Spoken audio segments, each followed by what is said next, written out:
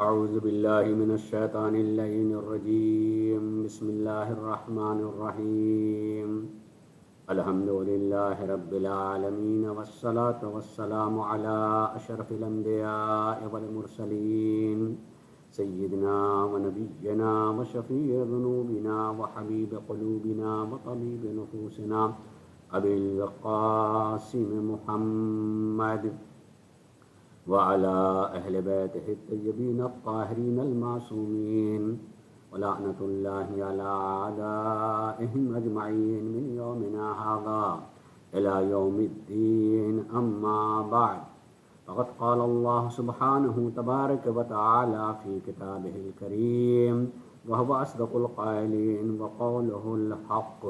بسم الله الرحمن الرحيم. إن الذين يبايعونك إنما يبايعون الله يد الله فوق أيديهم. سامعین کرام، میں مسلسل آپ حضرات کے سامنے قرآن کریم کی سورہ الفتح کی آیت نمبر 10 کو پیش کرتا چلا آ رہا ہوں، اور اس آیت کے ضمن میں میں نے اپنی گفتگو کا عنوان رکھا ہے بیعت اور ولایت۔ اپنی بساط کے مطابق بیعت سے متعلق میں نے گزارشات آپ کے حوالے کی، اور ولایت سے متعلق تھوڑی سی گفتگو کا آغاز کیا ہے، اور آج اس کو کوشش کروں گا کسی حد تک تکمیل کی طرف لے کے جاؤں، چونکہ میں نے ایک رخ نکالا کہ بیعت جب انسان کرتا ہے تو اس کا مطلب ہے کسی کے حوالے اپنے کو کر دینا، اور جب اپنے کو کسی کے حوالے کیا ہے تو اسی میں شعور اور عقل کا یہ فیصلہ ہے کہ جب میں اپنے وجود کو، اپنے عقل کو، اپنی قوت کو، اپنے خواہشات کو، ہر چیز کو کسی کے حوالے کر رہا ہوں،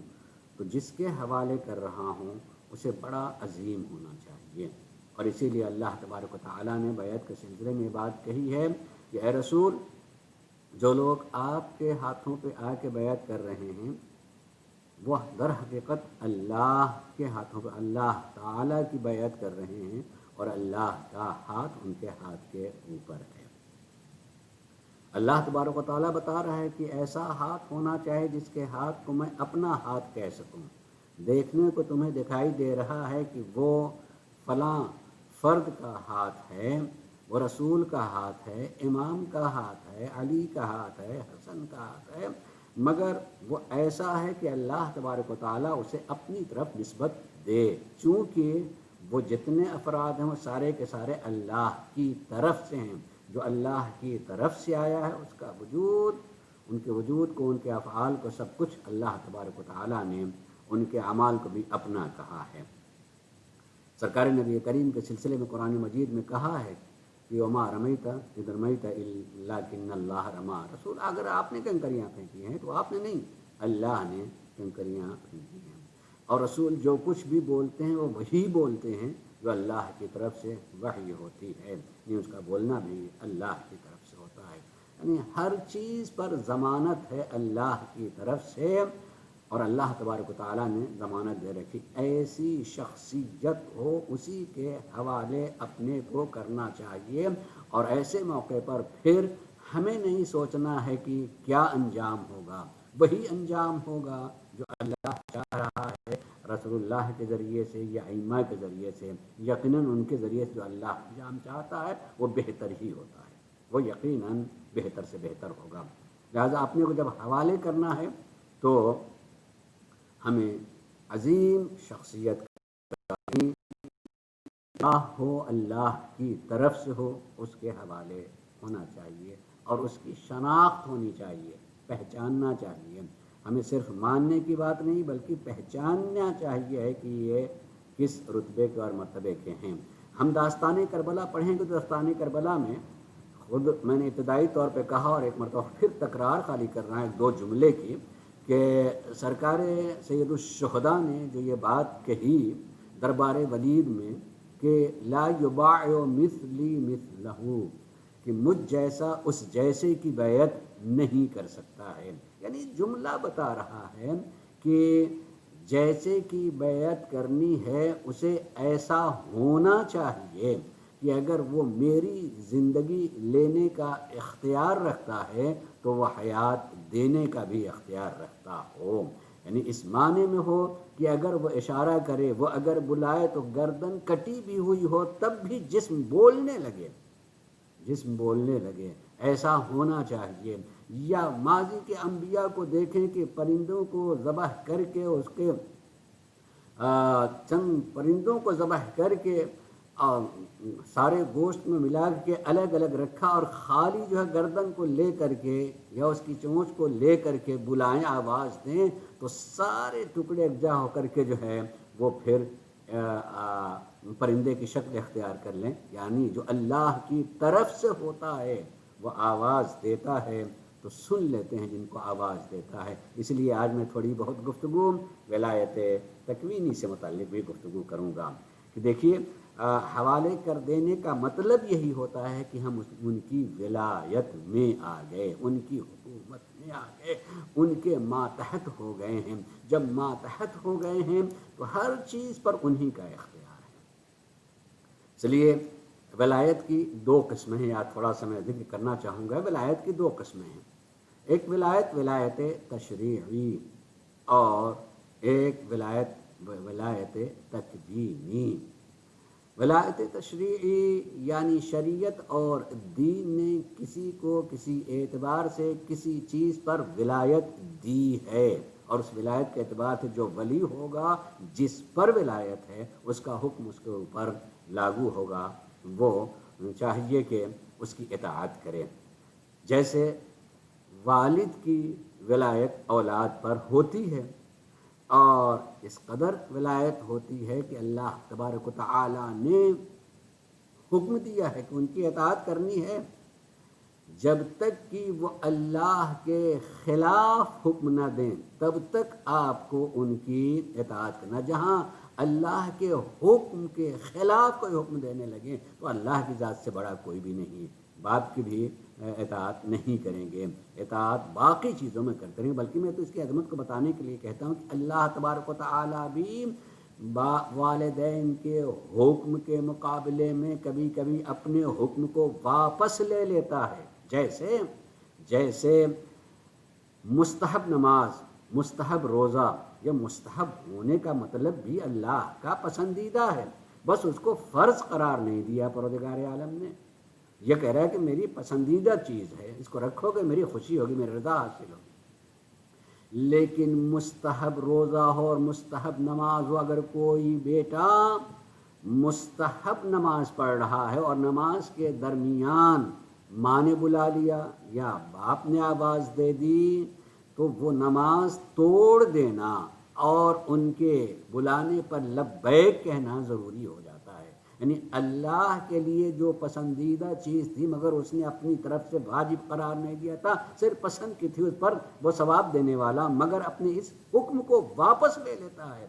کہ باپ نے آواز دی ہے، ماں نے آواز دی ہے. بلکہ میں اس نقطے کی طرف بھی اشارہ کروں گا کہ اس میں بھی اگر ماں پکارے تو حتماً نماز کو توڑ کر کے جو ہے ماں کی آواز پر جو ہے لبیک کہنا چاہیے. اگر باپ پکارے تو اتنا ہو سکتا ہے کہ نماز ختم کر کے آواز دے، لبیک کہے اور معذرت کر لے. لیکن ماں کے لیے جو ہے معذرت کا موقع نہیں سوچنا ہوگا. کس قدر جو ہے اہمیت بتائی ہے عزیزان گرامی. تو یہ ولایت حاصل ہے خصوصیت کے ساتھ. عظمت کے اعتبار سے ماں اور حکم کی اطاعت کے اعتبار سے باپ، مثلاً ہر جگہ ان کو ولایت. یہ ولایت تشریعی ہے کہ شریعت نے ان کو یہ ولایت دی ہے، اور اس ولایت کی بنیاد پر ہمیں ان کے ماتحت رہنا ہے، ان کے حکم کو مانتے رہنا ہے. نہ ماننے کی صورت میں اللہ تبارک و تعالیٰ نے عذاب آخرت کی وعید دی ہے، ڈرایا ہے کہ آخرت میں اس کا عذاب ہوگا اگر ان کی بات نہیں مانتے. ایسے ہی وہ ولایت تشریعی جو شریعت کی طرف سے، قوانین شریعت کی طرف سے معصومین علیہم السلام کو حاصل ہے، وہ یقیناً ایک والد کے مقابلے میں بہت زیادہ انہیں حاصل ہے۔ لیکن ایک ہے ولایت تکوینی، یعنی جتنی چیزیں اللہ نے خلق کی ہیں جو ہماری نگاہوں میں آتی ہیں یا نگاہوں میں نہ آئے مگر میں جانتا ہوں کہ وہ چیز ہے، میں محسوس کر کے جانتا ہوں۔ ہوا میں دیکھتا نہیں مگر میں ہوا کو محسوس کر لیتا ہوں، وہ ہے۔ تو جتنی موجودات ہیں وہ ہم دیکھیں یا نہ دیکھیں مگر یقین ہے کہ وہ ہے، ان ساری چیزوں پر ولایت حاصل ہو کہ ولی الہی جب ان کو کوئی حکم دے تو وہ بھی ان کے حکم کی اطاعت کریں گے۔ یعنی اگر وہ ہوا کو حکم دیں اور جیسا حکم دیں ویسا ہی ہوا کرے گی، زمین کو حکم دیں تو ویسے ہی زمین جو ہے عمل کرے گی، شجر اور حجر کو حکم دیں تو ویسا ہی کریں گے۔ ایسا نہیں ہوتا تو کیسے دوسرے بھی، غیر بھی یہ کہنے پر مجبور ہو جائیں کہ ہم ایسے چہروں کو دیکھ رہے ہیں کہ اگر یہ پہاڑوں کو حکم کریں تو پہاڑ بھی اپنی جگہ چھوڑنے کے لیے تیار ہو جائیں۔ یعنی ان کا وجود ظاہری بھی بتا رہا ہوتا ہے کہ ان میں ایسی قدرت لگ رہی ہے کہ ہم اگر اس پہاڑ کو بھی، جس کو ہم سمجھتے ہیں کہ ان میں شعور نہیں ہے، ان کو اگر یہ حکم دیں تو یقیناً اپنا اطاعت سے سر موڑ نہیں سکتے بلکہ مطیع ہو جائیں گے، اطاعت گزار ہوں گے۔ ارے یہ جو اہل بیت کے ہو جاتے ہیں کچھ نہ کچھ ان کو بھی اختیار حاصل ہو جاتا ہے۔ جیسا کہ آپ کو پتہ ہے کہ سرکار خاتون جنت حضرت فاطمہ الزہرا سلام اللہ علیہا کے گھر میں کنیزی کرنے والی جناب فضہ کرتے کرتے اس قدر جو ہے ولایت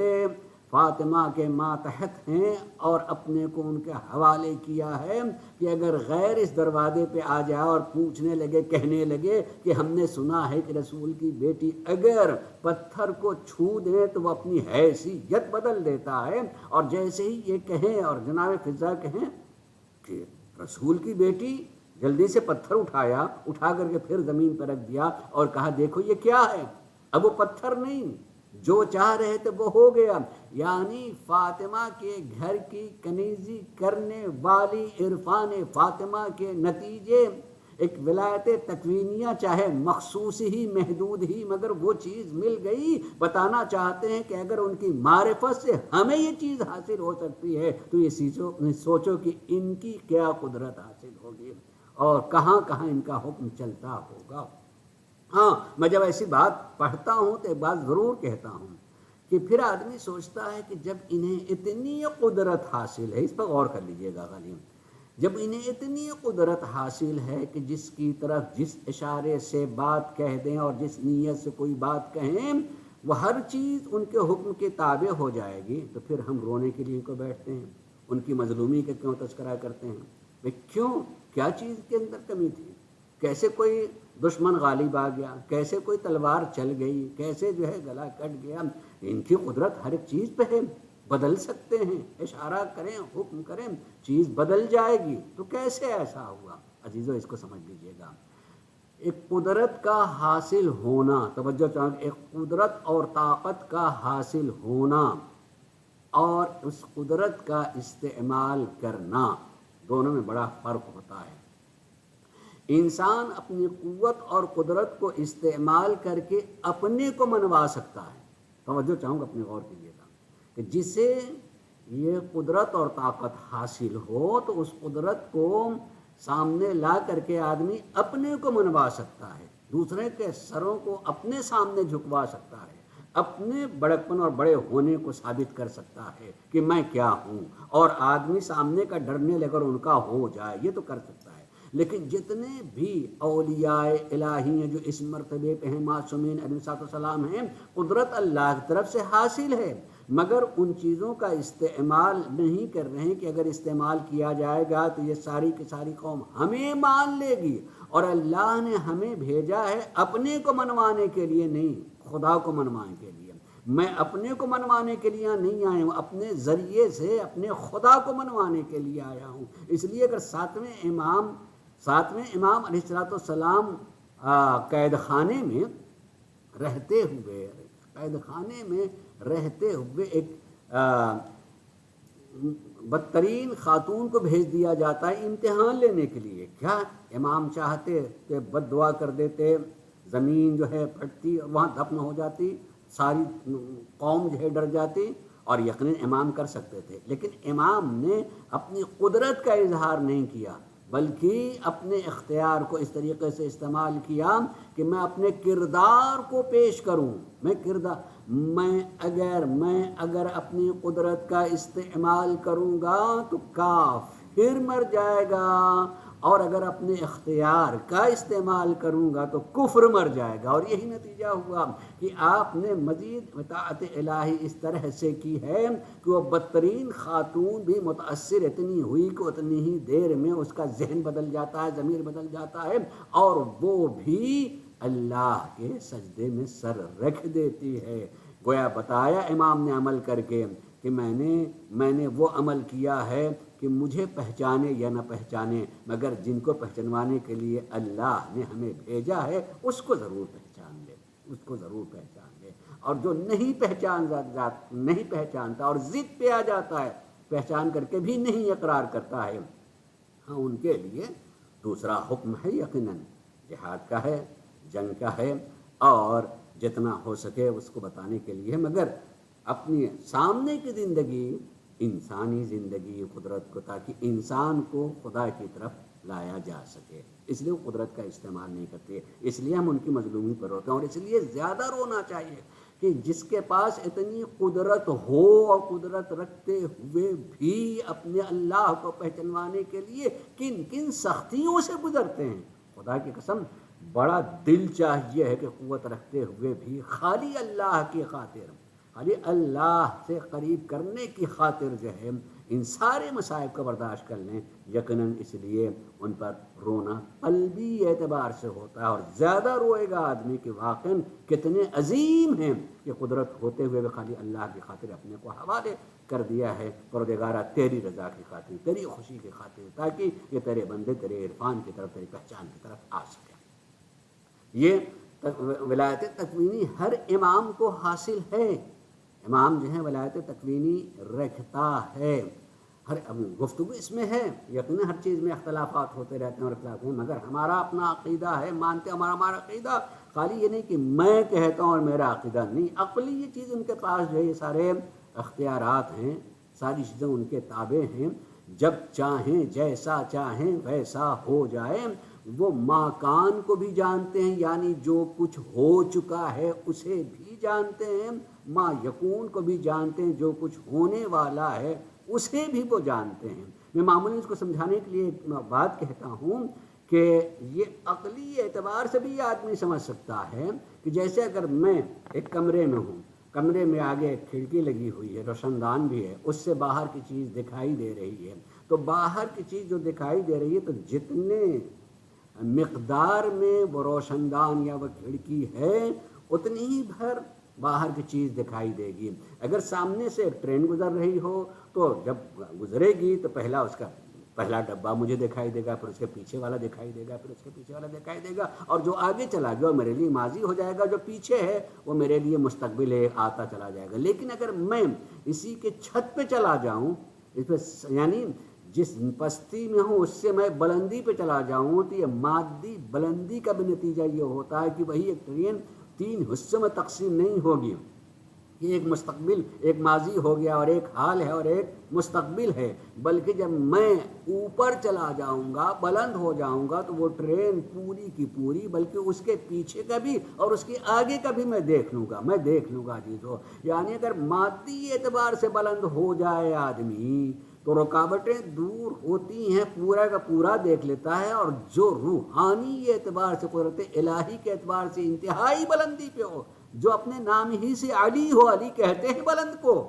جو بلند ہو تو وہ بلند اگر یہ کہے کہ میں قیامت میں تمہاری نسل میں بھی جانتا ہوں کہ کوئی مومن پیدا ہونے والا، تلوار وہاں چلے اتنی دور تک دیکھے مستقبل میں اور پیچھے بھی دیکھ لے، اس میں حیرت نہیں ہونی چاہیے، اس لیے کہ وہ انتہائی بلندی پہ ہے، اور جو بلند ہوتا ہے ہر چیز اسے دکھائی دیتی ہے۔ تو یہ تکوین ولایت رکھتے ہیں۔ شاید یہ موضوع طویل ہو جائے گا، اور آج مجھے بہرحال جیسے جیسے تاریخ آگے بڑھتی چلی جاتی ہے ویسے ویسے سخت اور ضرورت کے مطابق جو ہے، یعنی محرم گریے کا دن بھی ہے، رونے کا دن بھی ہے، سیدہ آتی ہیں، اور یقیناً جو ہے ہمارا دل چاہتا ہے کہ ہم خاتون جنت کو تعزیت پیش کر سکیں، تو زیادہ تھوڑے سے مصابی پڑھنے ہیں، لہٰذا میں کل کی تھوڑی سی بات کو آگے رکھ کر کے وہ مربوط کرتے ہوئے اس بات کو تھوڑی سی میں اس کو پورا کرنے کی کوشش کروں کہ ہمارا اہل بیت علیہ الصلوۃ والسلام سے لگاؤ، بیعت اور بیعت کے یہ ابتدا ہے بیعت، اور بیعت کی انتہا ولایت کا، ہم ان کے ولایت میں ہوں۔ ولایت کے معنی محبت بھی ہوتا ہے، اور محبت لگاؤ کو کہا جاتا ہے، اور اس لگاؤ کو میں نے ترتیب سے بیان کیا کہ ابتدا ان سے ہوتی ہے، پھر الفت پیدا ہوتی ہے، الفت میں اضافہ ہو تو محبت ہوتی ہے، محبت میں اور اضافہ ہو جاتا ہے تو مودت میں تبدیل ہو جاتی ہے، اور وہ اضافہ محسوس ہوتا ہے یا خالی زبان سے نہیں بلکہ ہمارا عمل لوگوں کے لیے گواہ بن جائے کہ میں کسی کا چاہنے والا ہوں، اور مودت سے آگے جو ہے ہمارا مرحلہ لگاؤ کا عشق کا ہوتا ہے، اور عشق جو ہے کسی سے ایسے متمسک ہو جانا کہ اگر کوئی جدا کرے تو جسم ٹکڑے ٹکڑے ہو جائے مگر ہم جدا نہ ہونے پائیں، اور عشق کے بعد جو ہے اس سے بلند کا مرحلہ جو ہے وہ شغف ہے۔ شغف اس مرحلے میں ہوتا ہے کہ اگر واقعی شغف کے مرحلے تک آدمی پہنچ جائے تو دیری ہونے کی وجہ سے جسم بدل جائے مگر وہ شغف جو ہے اس کے آئے ہوئے بڑھاپے کو جوانی میں تبدیل کر دیتا ہے، اور وہ جوان ہو سکتا ہے، اور اسی کے بعد آخری مرحلے کا نام جنون ہے۔ عزیزان گرامی، تھوڑی سی بات کہہ کر کے میں آج کی مناسبت سے پڑھے جانے مصائب کی طرف آنا چاہوں گا، اور اللہ ہم سب کو اس غم میں سب کو مصاب کرے، اور ہماری اس ذکر کو پروردگار عالم جو ہے قبول فرمائے بحق محمد و آل محمد۔ عزیزان گرامی، یہ اتنے شرف کی جگہ ہوتی ہے کہ جہاں کہیں فرش اعضا بچ جایا کرتا ہے، کوئی آئے یا نہ آئے، خود خاتون جنت آتی ہیں اور فرشتوں کا ہجوم ہوتا ہے، فرشتوں کا ہجوم ہوتا ہے۔ آپ اہل البیت نام کی کتاب، اس میں اگر آپ دیکھیں حضرت آیت اللہ محمدی رائے شہری نے احادیث کو مجموعہ کیا ہے، یعنی لکھا ہے اہل بیت علیہ السلام سے متعلق جتنی احادیث جمع کر رکھو، اس میں ایک حدیث کو نقل کیا ہے کہ جہاں فرش ادا بچ جاتا ہے، مومنین جمع ہو جاتے ہیں، ذکر اہل بیت ہوتا ہے، تو وہاں جو فرشتہ ہوتا ہے جب وہاں ختم ہو جانے کے بعد اپنی بزم میں واپس جاتا ہے تو دوسرے فرشتے کہتے ہیں آج تمہارے وجود سے الگ سی خوشبو آ رہی ہے، تم کہاں سے آ رہے ہو؟ کہتا ہے ذکر حسین سے آ رہا ہوں، ذکر اہل بیت ہو رہا تھا، بیٹھے ہو میں وہاں سے آ رہا ہوں۔ جیسے وہ کہتا ہے دوسرے کہتے ہیں کیا ہم بھی جا سکتے ہیں؟ کیوں نہیں جا سکتے ہو، مگر ہاں ذکر ختم ہو گیا، لیکن خوشبو اتنی اچھی آ رہی ہوتی ہے کہ تقاضا کرتے ہیں مجھے اس جگہ لے چلو، لے کے آئے تو خالی جہاں پہ فرش بچھا ہوا تھا وہیں پہ آ کر کو تھوڑی دیر بیٹھتے ہیں، اپنے وجود کو گویا وہاں لٹا دیتے ہیں اور پھر اٹھ کے جانے لگتے ہیں، تو ان کے وجود سے بھی وہی خوشبو آنے لگتی ہے۔ عزیزان گرامی، ہر خوشبو ہر مشام کو نہیں آتی، ہر مہک جو ہے ہر ناک تک نہیں جاتی ہے، اس کی بھی صلاحیت ہونی چاہیے، ورنہ اگر جناب حضرت یعقوب کہیں کہ مجھے یوسف کی خوشبو آ رہی ہے تو سبھی کو آنی چاہیے تھی، صرف ایک باپ ہی کو کیوں؟ اس کا مطلب کہ ہر خوشبو ہر آدمی محسوس بھی نہیں کر سکتا ہے، اس کی صلاحیت ہونی چاہیے۔ اگر ہم فرش ادا پہ آئے ہیں تو کوئی محسوس کرے یا نہ کرے، فرشتے محسوس کر لیتے ہیں، اور یقیناً قیامت کے دن جو ہے اس کی الگ خوشبو ہوگی۔ تو عزیزان گرامی، آخری لگاؤ کا نام ہے جنون، شغف کے بعد آخری لگاؤ کا نام ہے جنون۔ دیکھیے جنون جب ہم اردو میں بولتے ہیں تو اس کے معنی دیوانگی کے ہوتے ہیں۔ توجہ چاہوں گا، تھوڑی سی بات آج کہوں گا کہ دیوانگی، لیکن اگر آپ لغت دیکھیے گا تو جہاں لغت میں دیوانگی کا معنی لکھا ہوگا کہ دیوانگی، تو جو دیوانگی بول کر کے بھی ہم یہی سمجھتے ہیں کہ جہاں عقل اور شعور کام نہ کرے اسے دیوانگی کہا جاتا ہے۔ میں اتنی بات کہوں گا کہ دو طرح کی ہوتی ہیں، ایک دیوانگی جو ہے شعور اور عقل کے ساتھ میں ہو، پورے شعور کے ساتھ میں ہو، وہ بھی دیوانگی ہوتی ہے، اور بلکہ اس کے مقابلے میں جو وہاں تک نہیں پہنچا ہے حقیقی معنوں میں وہ دیوانہ ہے عقل کے اعتبار سے، اور وہ دیوانگی جو عقل و شعور کے روشنی میں ہوتی ہے وہ باعقل ہوتا، اسی کو بہلول کہا جاتا ہے، وہی بہلول ہوتا ہے۔ اور بہلول کے معنی آپ جانتے ہیں، نام نہیں ہے بہلول، یہ ان کی صفات کے اعتبار سے بہلول کا معنی لغت میں جا کے دیکھیے گا تو نام نہیں ملے گا، بہلول کے معنی ملیں گے کہ جامع صفات سردار، ایسا شخص جس میں جتنی بھی فضائل کے صفات ہوں سب پائے جائیں اور جس میں سارے صفات کمال پائے جائیں، وہ سردار ہی ہوتا ہے، اسے سردار ہی کہا جائے گا۔ نام بہلول یعنی اعلان کہ دیکھنے میں ہو سکتا ہے جس پر کپڑے پھٹے ہوئے ہوں، ہو سکتا ہے کہ ہنسا رہے ہوں، لیکن سارے کمال، سارے فضائل کمالات ان میں پائے جاتے ہیں۔ اور حقیقی معنوں میں یہ کہوں گا، جس کے عشق میں جنون تک آدمی آ جائے تو جن کا جنون اس پہ غالب ہوتا ہے ان کے کمالات بھی اس میں اترنے لگتے ہیں۔ تھوڑے تھوڑے کمالات آ جائیں تو انسانوں میں بھی وہ جامع صفات و کمالات ہو جایا کرتا ہے۔ یہ ہے جنون کا مطلب۔ اور جنون میں اگر آپ دیکھنا چاہیں گے تو کئی نام آتے ہیں، ایک زید مجنون ہے، ایک اگر آپ سرکار سید الشہداء کے مزار پہ جائیں اور وہاں زیارت کے لیے جائیں تو وہاں بھی چند قبریں ہیں، ان میں سے ایک قبر جو ہے ابراہیم مجاب کی کہی جاتی ہے، یہ بھی عشق اہل بیت میں مجنون۔ اور ایسے ہی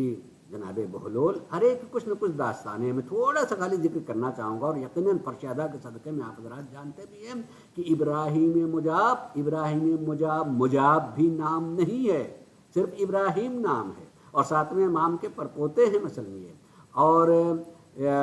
مجاب ان کو اس لیے کہا جاتا ہے کہ عشق حسینی میں قبر حسین پہ جا کر کے آپ نے سلام کیا ہے تو امام نے جواب دیا ہے ایسا کہ سب سن لیں، کانوں تک آواز آئے۔ ہم بھی جاتے ہیں سلام کرتے ہیں، ہمارا یقین ہے کہ وہ جواب دیتے ہیں، اگر یقین نہ ہوتا تو دروازے میں کھڑے ہو کر کے اذن دخول نہیں پڑھا جاتا کہ آپ اجازت دیں میں آ رہا ہوں۔ اور اسی میں جملہ بھی ہے کہ آپ نے سنا بھی اور آپ جواب بھی دیتے ہیں، مگر میرے کان کی ابھی وہ طاقت نہیں ہے کہ میں آپ کے جواب کو سن سکوں۔ جواب دیتے ہیں، دعا کرنا چاہیے کہ اللہ تبارک و تعالیٰ میرے اندر اتنا خلوص پیدا کر دے کہ جواب آئے تو سن سکوں۔ ابراہیم اس مجنون کا نام ہے جنہوں نے سلام کیا، جواب آواز کے ساتھ آیا، لوگوں نے سنا۔ مجاب کا مطلب یہ جن کو جواب ملا ہے اور سنا گیا ہے، ابراہیم مجاب۔ کس طریقے سے کہ خالد جب زیارت حسین کے لیے نکلتے ہیں تو پابندی لگی ہوئی ہے، پکڑ لیا جاتا ہے، کہاں جا رہے ہیں؟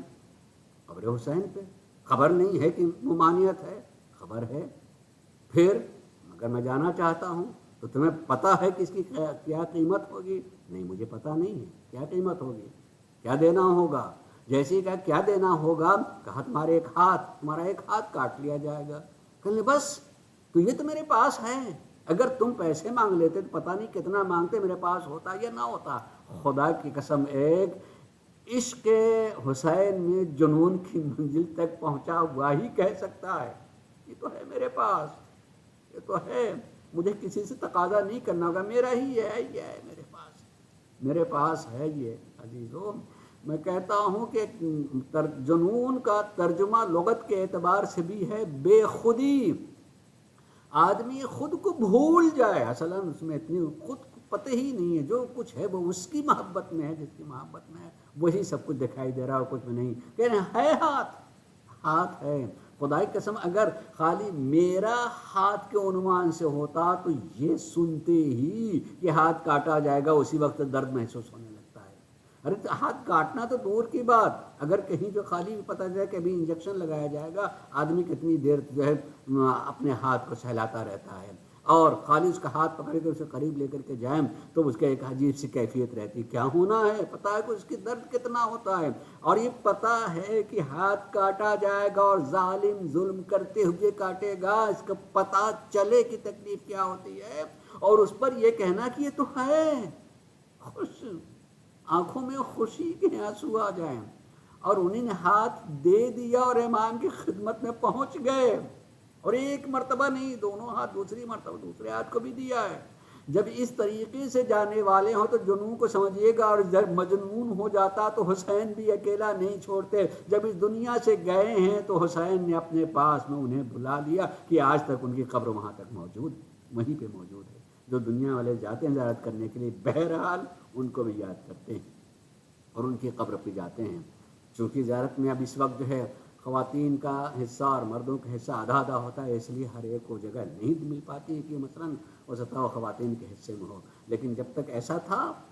کہ ہر طرف آدمی جا سکتا تھا، دکھائی دیتی ہے وہ قبر۔ جیسے مثلاً اب مردوں کے حصے میں جناب حبیب ابن مظاہر کا روضہ آتا ہے، تمام مرد جاتے ہیں تو وہ ان کو دیکھتے ہیں، لیکن خواتین جو ہے اس کی طرف نہیں آ پاتی ہیں، کیونکہ ایسے بیٹھے ہوئے ہیں۔ بہرا کہنے کا مقصد یہ ہے کہ جنون عرفانی ہوتا ہے، پہچان کے ہوتا ہے، بے خودی ہوتی ہے، اپنے پورے وجود کو ان کے حوالے اس طریقے سے، اپنا کچھ نہیں ہے اس طریقے سے۔ یہ ہے تعلق کا آخری مرحلہ کہ انسان جنون کے منزل تک پہنچ جائے۔ ہم حسین کے ساتھ میں جتنے لوگ گئے، میں تھوڑا سا آج ذکر کروں گا، حسین کے ساتھ میں جتنے بھی گئے جس کے لیے کیسے کیسے لوگ ہیں، کیسے کیسے لوگ ہیں، دور سے جو آیا ہوا ہے اس کو بھی دیکھا جائے، اس کو بھی دیکھا جائے تو ماں اپنی اولاد کو کے لیے موت کا لفظ سن کر کے جو ہے اس کے ہوش میں لگتے ہیں، لیکن کربلا میں جنون کا مرحلہ سب کو اس عالم تک پہنچا کہ نہیں،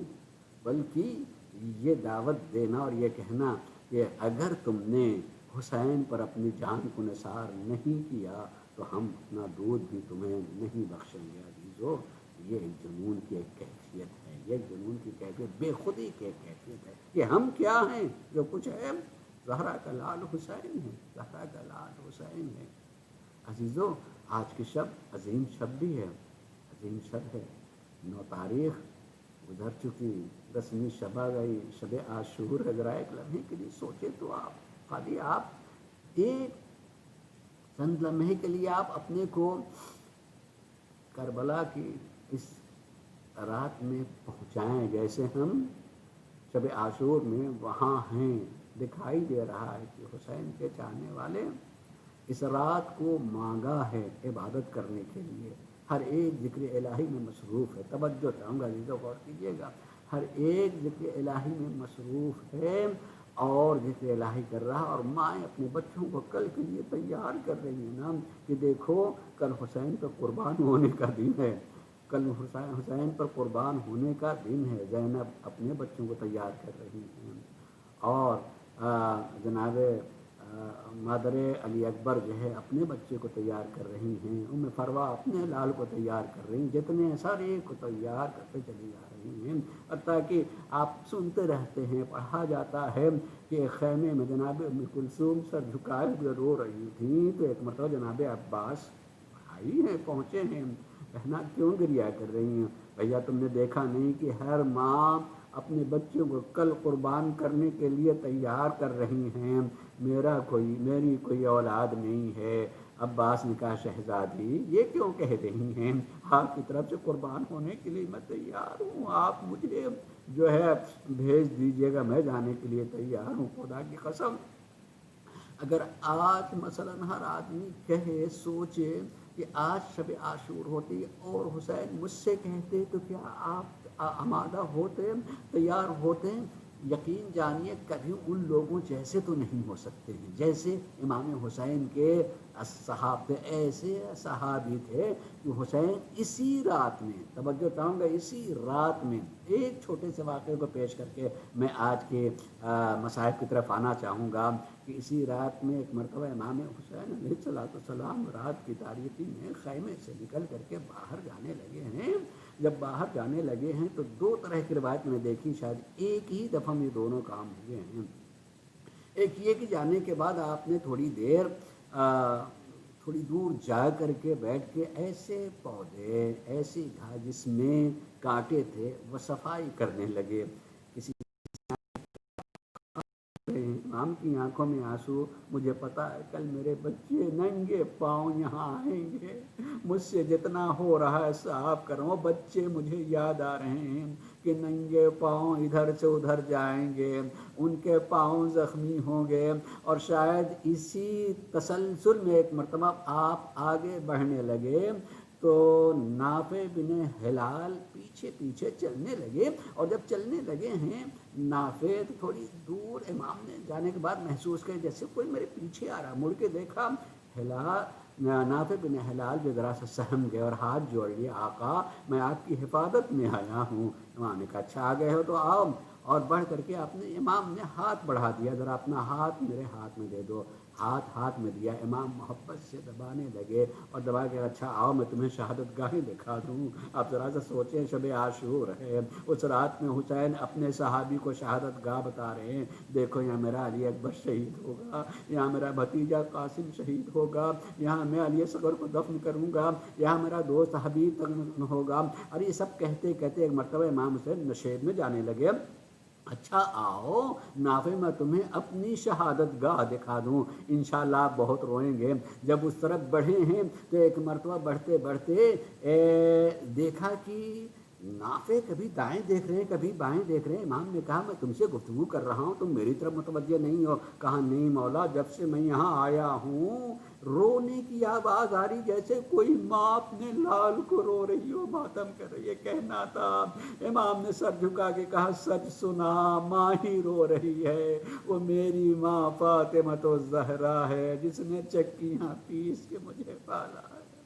وہ اپنے لحد میں نہیں کربلا میں موجود ہے, وہی گریا کر رہی. عزیزو جب واپس آنے کے بعد بے چین زینب نے پوچھ لیا بھیا تم کہاں گئے تھے, کدھر چلے گئے تھے. امام نے بتایا تو ایک مرتبہ خالی یہ کہہ دیا تھا امام نے کہ کل جنگ کا دن ہے. جناب زینب نے پوچھ لیا کہ تم نے اپنے ساتھیوں کی وفا کا امتحان لے لیا نا بھائی. وہ اتنا کہنا تھا کہ ابھی چونکہ نافع بھی ساتھ میں تھے نا, وہ ابھی دور نہیں گئے تھے. اور امام نے جواب دیا کہ ہاں میرے جو دو صحابی ہیں بابا کے صحابی سے, میرے نانا کے صحابی سے بہتر اور با وفا ہیں. لیکن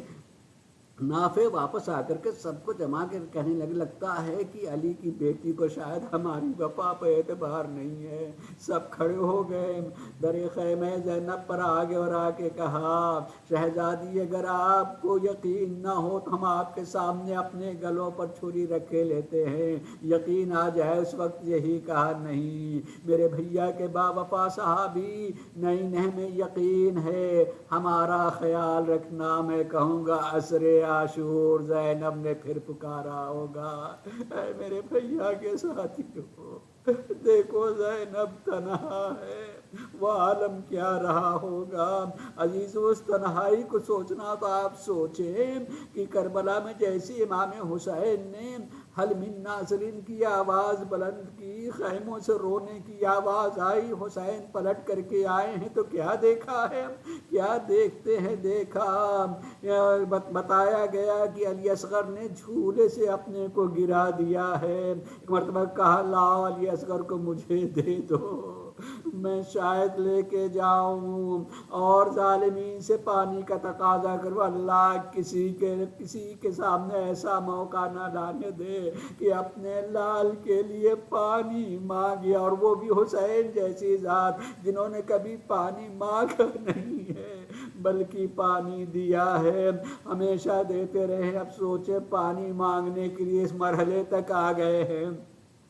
کہ ایک مرتبہ کہا میرے لال تم بھی تو حجت خدا کے بیٹے ہو, اپنی حجت تمام کر دے. کہنا تھا کہ علی اصغر نے اپنی زبان کو ہونٹوں پہ پھیرنا شروع کیا. ارے فوجی اپنا رخ موڑ کر کے رونا شروع کیا. لیکن عمر سعد نے ایک مرتبہ کہا حرملا اقطع کلام الحسین, ذرا حسین کی اس بات کو ختم کر دو, بند کرو. اور اس نے ایک مرتبہ تیر اپنے کمان میں جوڑا ہے. میں اتنی بات کہوں گا, میرے استاد تھے عزیزوں, پڑھا کرتے تھے کہ عرب میں 3 طرح کے تیر استعمال کیے جاتے تھے. عام جنگ کے لیے ایک پھل کا تیر استعمال ہوتا تھا انسانوں پر استعمال کرنے کے لیے. 2 پھلوں کا تیر ایک متوسط قسم کے جانوروں کے شکار کے لیے استعمال ہوتا تھا، اور 3 پھل کا تیر بڑے جانور کے شکار کے لیے استعمال ہوتا تھا۔ اور فرماتے تھے کہ اس 3 پھلوں کے تیر کو آدمی کھڑے ہو کے نہیں چلاتا تھا، بلکہ اپنے گھٹنوں کو زمین پہ ٹیک کر کے چلاتا تھا۔ اب ذرا سوچیں کہ کربلا کا سب سے چھوٹا مجاہد اور سب سے بڑے تیر کا استعمال، سب سے بڑے جانور کے شکار کرنے والا تیر استعمال کیا جا رہا ہے۔ اس لیے کہتے ہیں کہ علی اصغر باپ کی گود میں پلٹ گئے،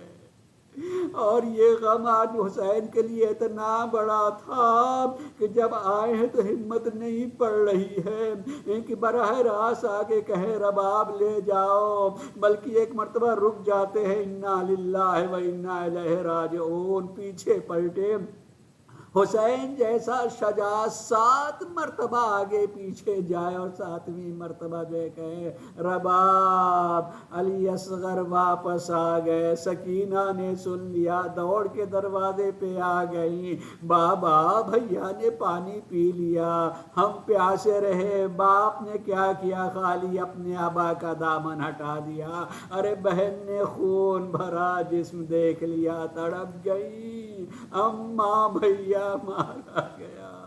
اماں بھیا مارا گیا۔ اور جناب رباب جب قریب آئیں تو ایک جملہ خالی کہا، امثلک ینہر علی اصغر، کیا تم جیسے بچے کو بھی ایسے مارا؟ گویا کہ رباب بتانا چاہتی ہیں اتنا بڑا تیر اور اتنا ننھا سا وجود، ارے کیا اس کو بھی نہر کیا جاتا ہے؟ نہر کرنے کے لیے اونٹ جیسا بڑا جانور ہوتا ہے، نہ کہ علی اصغر کا ننھا سا گلا۔ عزیزو، جب تک سوچتے رہیں گے آنکھوں میں آنسو آتے رہیں گے۔ اے میرے آقا، اے میرے مولا، یہ آپ کا کلیجہ تھا کہ علی اصغر کو واپس تو لائے، مگر دل نہیں مانا کہ اس کو لے جا کر کے آپ جو ہیں گنج شہیدہ میں رکھیں، مگر اپنے ہاتھوں سے جا کر کے دفن کر دیا، اور دفن کر کے اس لاشے پر روئے ہیں۔ میں کہوں گا روئے نہیں، شاید جو ہے کہا ہوگا میرے لال، ارے قبر بنا کر کے پانی ڈالا جاتا ہے، مگر میں کہاں سے پانی لاؤں؟ رو کر کے شاید قبر کو تر کیا ہوگا میرے لال خدا حافظ۔ سیعلم الذین ظلموا ای منقلب ینقلبون۔ پروردگار ہمارے اس مقصد سے عمل کو قبول فرما رہے ہیں، ہمارے آنسو پر مڑے بہرانے کے رحمت فرما، ہمیں صاحبان حاجت پورا فرما۔ پروردگار جو اس دنیا میں نہیں رہے تھے، محبان اہل بیت ان کی مغفرت فرما دے، زندہ ان کی حفاظت فرما۔ پروردگار اس بلا اس وبا سے سب کو محفوظ رکھنا۔ پروردگار ہم لوگ زہرا کے ظہور کے منتظر ظہور فرما، اور ہم سب کو ان کے آوان و انصار میں قرار دے انشاءاللہ۔